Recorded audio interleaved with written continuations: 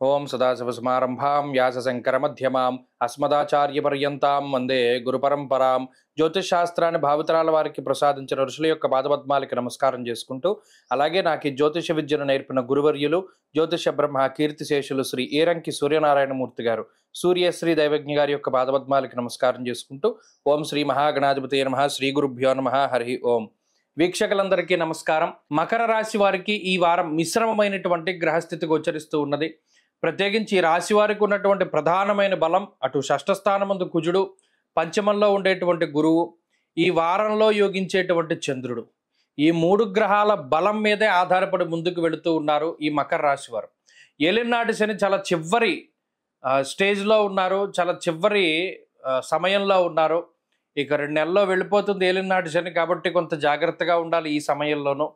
అలాగే రవి కూడా 2వ స్థానంలో ఉండడం ఒకంత ఇబ్బంది. అంటే ఇక్కడ రవి శనుల తాలూకు యుతి ఏంటి అంటే హీనత్వం దుష్ట సంసర్గో మనస్తాప శిరోవ్యధ అన్నది శాస్త్రం. ఇక్కడ ఎప్పుడైతే 2వ స్థానం ముందు రవి శనులు కలిపి ఉన్నారో వ్యసనముల వైపు, అలాగే సత్సాంగత్యాన్ని వదిలిపెట్టేసి ఎవరైతే మనకి మంచి స్నేహితులు ఉన్నారో వాళ్ళతో గొడవలు రప్పించి దుష్ట సాంగత్యం వైపు ఈ గ్రహస్థితి ప్రోత్సహిస్తూ ఉంటుంది. అలాగే ఏ పని చేసినా దానిలో ఫలితం శూన్యము అనేటువంటి విధానంలో ఫలితం వస్తూ ఉంటుంది.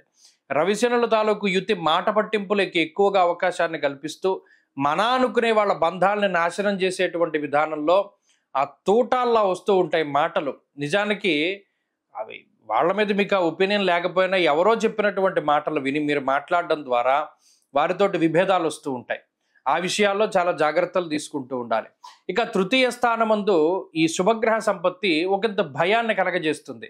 కొన్ని సందర్భాల్లో ఎదరేం జరుగుతుందో అని చెప్పి ఇవాళే కంగారు పడి కొన్ని పనులు చేసేస్తూ ఉంటారు, తప్పటడుగులు వేస్తారు, అనవసరమైనటువంటి వాటిల్లో ఇన్వాల్వ్ అవుతూ ఉంటారు. కాబట్టి ఎక్కడ భయపడకండి, వచ్చేదేదో రానివ్వండి, వచ్చిన తర్వాత ఎదుర్కొంటారు. కానీ భయం అనేటువంటి దాన్ని పక్కన పెట్టండి.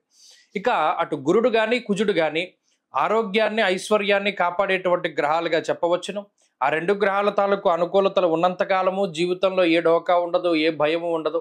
అది ఎంత పెద్ద సమస్య అయినా, ఎంత పెద్ద ఉపద్రవమైనా దానికి సంబంధించినటువంటి పరిహారం చాలా తొందరగా దొరుకుతుంది.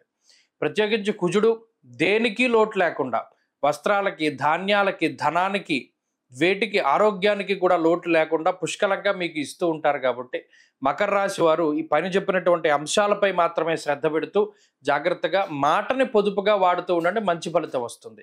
వృత్తి వ్యాపారాలు చాలా అనుకూలంగా ఉన్నాయి. అలాగే ప్రత్యేకించి ఆర్థిక పరిస్థితులు చాలా అనుకూలంగా ఉన్నాయి. విదేశీయానానికి సంబంధించినటువంటి విషయాలు కూడా చాలా అనుకూలంగా ఈ రాశి వారికి కనబడుతూ ఉన్నాయి. మకర రాశి వారి ఈ వారం మరింత అనుకూలమైనటువంటి ఫలితాలని సాధించడానికై ఈ వారంలో ప్రత్యేకించి అమ్మవారి యొక్క ఆరాధన ఎక్కువగా చేస్తూ ఉండడం, లలితా సహస్రనామ స్తోత్ర పారాయణ కానీ, దేవీ ఖడ్గమాల కానీ పారాయణ చేస్తూ ఉండడం చెప్పదగినటువంటి సూచన. ఈ వారంలో కలిసొచ్చేటువంటి రోజు గురువారంగా చెప్పవచ్చును. అదృష్ట సంఖ్య 4, అదృష్ట వర్ణము పసుపు. తదుపరి కుంభరాశి.